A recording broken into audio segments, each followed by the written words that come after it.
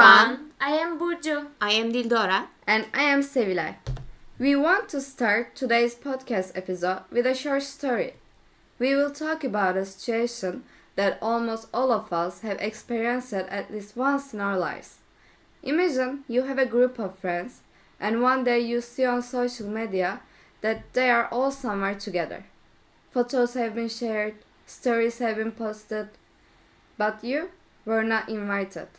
At that moment, thought like this may cross your mind. Did they intentionally not invite me, or did I do something wrong? What is interesting is that in such situation, people do not only feel sad, they may also start to feel worthless, think that they do not belong to the group, and experience a sense of losing control. The topic we will talk about today is exactly this: social exclusion. In social psychology, social exclusion is generally referred to as ostracism or social exclusion. In its simplest definition, it means that a person is ignored by a group, left out of social interaction, or consciously not included in communication. Research shows that social exclusion seriously threatens people's basic psychological needs. And the important question is, why does social exclusion affect us so strongly? From an evolutionary psychology perspective, humans have lived in small social groups throughout history. Hunting, protection, and survival largely depended on being part of a group. Therefore, being excluded historically meant serious survival risks. Because of this, our brains may have evolved to become extremely sensitive to social rejection. One of the most important researchers studying social exclusion is social psychologist Kip Williams. Williams' interest in this topic started with an interesting observation. One day, while walking his dog in park, a frisbee from two people playing nearby fell in front of him. When he threw the frisbee back to them, he somehow became the part of the game. At first, everything was going well, but after a while, the frisbee started going only between the two players, and Williams was no longer included. Even this brief exclusion affected him strongly. Inspired by this experience, he designed one of the most famous experiments on exclusion, cyberball. Now let's talk about the cyberball experiment. Participants are presented with a ball-tossing game played by three people. Players take turns throwing the ball to each other. However, the other two players are actually controlled by a computer. At the beginning, the game proceeds normally and the ball is passed to everyone in turn. But after a few rounds, the program starts ignoring the participants. The other two players throw the ball only to each other and stop passing it to participants. It's incredible to think that a few minutes of being left out can make someone feel deeply alienated.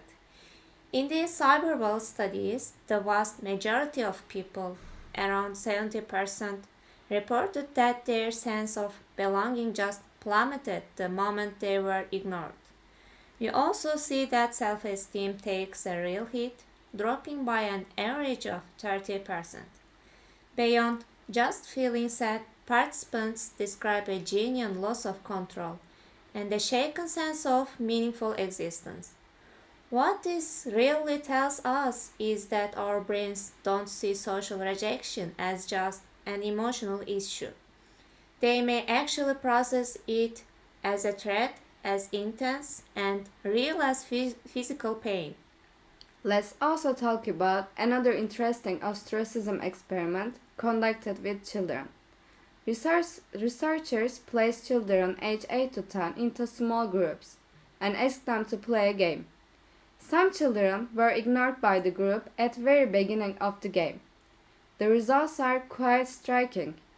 Excluded children do not only feel sad, but they also avoid taking risks in participating in the game and display lower self-confidence behaviors. In other words, the effects of social exclusion is quite strong even at a very young age. Cyberball experiments and studies with children show that social exclusion deeply affects behavior and emotions. Interestingly, exclusion does not produce the same outcomes for everyone. While some people become more aggressive, others behave in a more social adaptive way and try to be accepted again. In the modern world, the digital version of social exclusion is also quite common, especially when celebrities are involved. Large-scale exclusion process involving millions of people can emerge. In 2016, after the controversy between Taylor Swift and Kanye West, the hashtag Taylor Swift is our party trended worldwide. Millions of users shared posts criticizing Swift. In social psychology, this is interpreted as the digital version of social ostracism. At this point, one important concept comes into play: relative deprivation. People often evaluate their own situation not according to absolute condition, but by comparing themselves with others. Seeing someone else being very successful or famous may create a sense of comparison in some people, which can trigger criticism or exclusionary behaviors. Parasocial relationships also come into play here.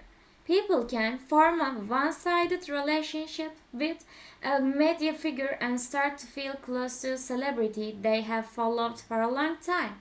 For this reason, exclusion or criticism directed at that celebrity may be perceived by the audience almost like a real social rejection. In conclusion, social exclusion is a critical concept for understanding both individual psychology and social behavior. When you combine its evolutionary origins, brain mechanisms, and digital examples, it becomes a vital topic both academically and in our everyday lives. Knowing that social exclusion has such powerful effects help us better understand both our own behavior and the behavior of people around us. Thank you for listening.